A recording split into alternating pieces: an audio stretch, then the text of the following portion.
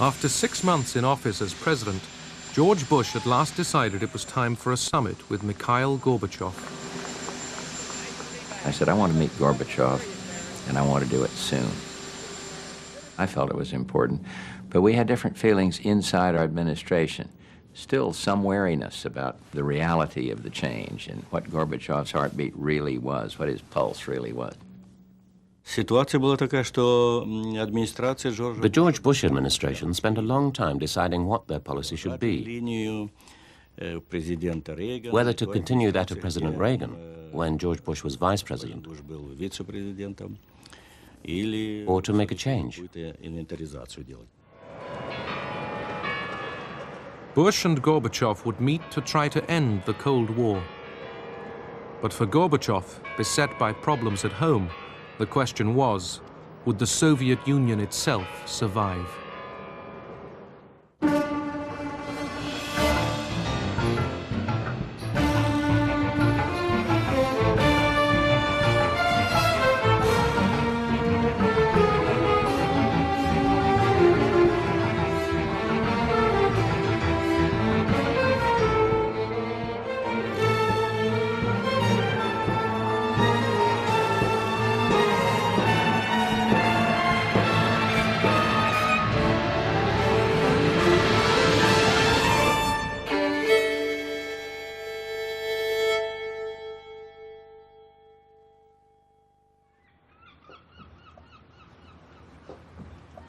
It took time to fix a venue for the summit, but finally, Gorbachev and Bush agreed to meet in the Mediterranean on board ship.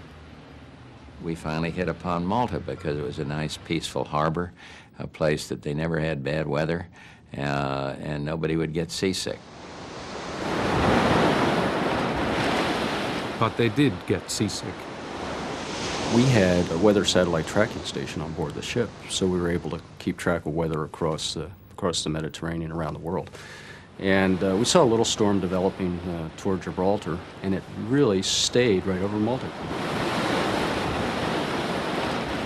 The world changed dramatically between President Bush's first overture to Gorbachev in, I believe, August, and December when we actually met. The wall had come down in Berlin. Poland was no longer a communist country.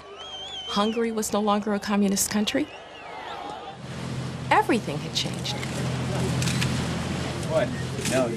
We surprised people by coming forward with an agenda.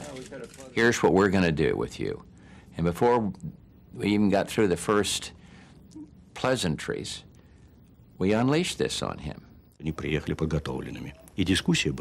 They came well prepared. The discussion was interesting.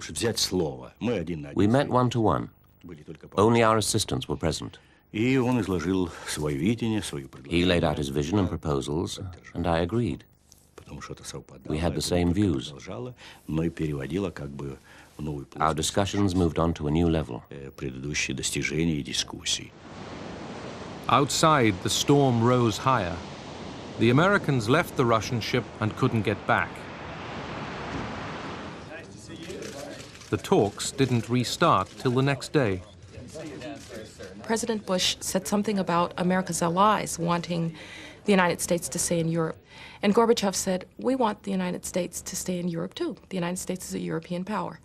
And given the history, where we had always believed, and where all of us who had been taught about the Cold War, believed that it was the principal goal of Soviet power to get America out of Europe, this was an extraordinary statement, and it stuck with everybody. Malta was the place where, for the first time, we said we no longer considered each other enemies.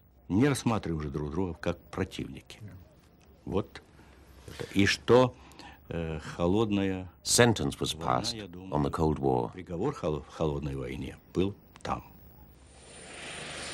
Leaving Malta, Gorbachev now had to face grave difficulties within the USSR.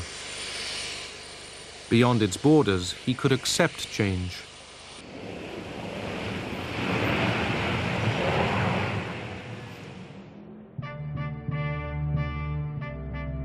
Prague, Czechoslovakia. The Communist Party was still in power. On November the 19th, Civic Forum, an opposition group, was formed. Among them, the playwright Václav Havel. They met in the Magic Lantern Theatre, underground. Society was already pregnant with problems. It was clear that sooner or later the regime would collapse, but nobody knew exactly when or how. In this sort of situation, a snowball can start an avalanche.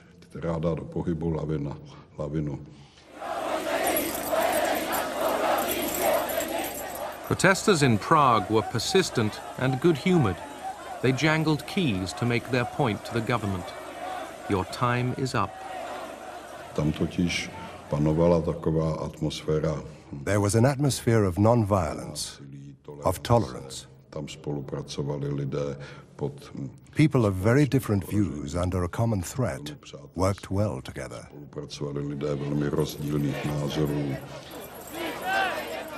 It worked. A sekretariátu UVKSČ dávají své funkce k dispozici.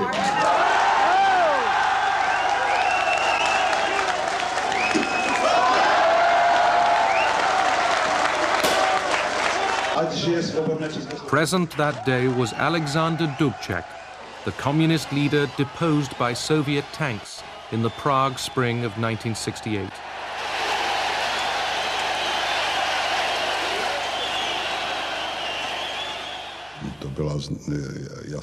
It was a clear sign that the regime was starting to give up. It didn't give up easily, but it was an important breakthrough.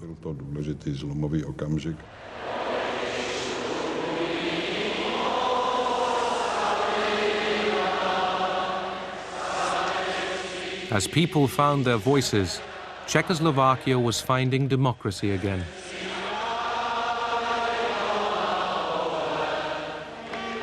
Before the year's end, Václav Havel was elected president. It came to be called the Velvet Revolution. No blood was spilt here.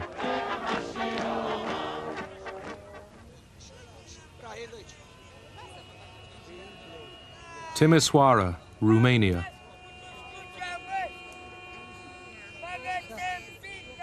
In mid-December, during riots against the communist regime of Nicolae Ceausescu, security forces shot dead 73 men and women.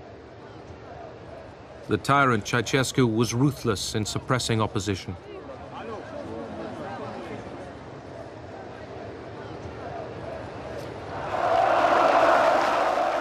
In Bucharest, on December the 21st, the Romanian government staged a pro-Ceausescu rally.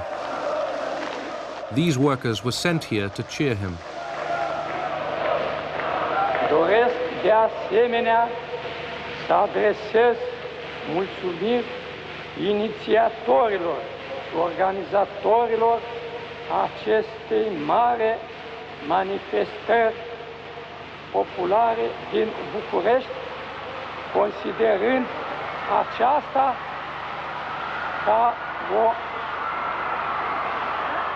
The crowd began to jeer. State television took the pictures off the air.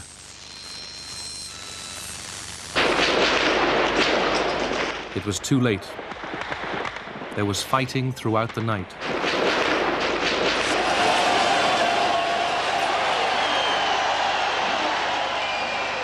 Next day, crowds stormed the Central Committee building and charged upstairs.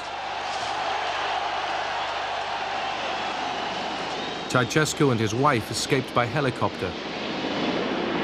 An aide held a gun to the pilot's head.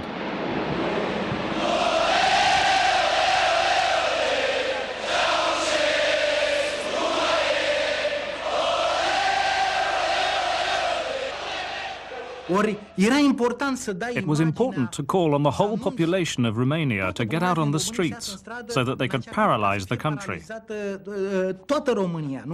And that was what happened.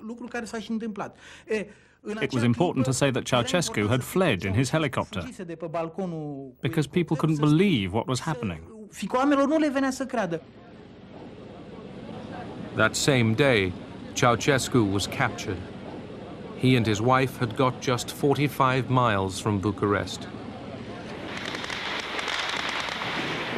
In the muddle and confusion that followed, different factions fought it out in the streets.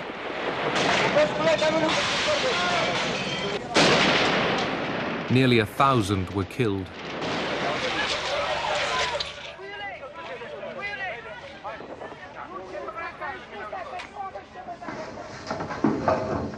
The Ceausescus were tried by court-martial.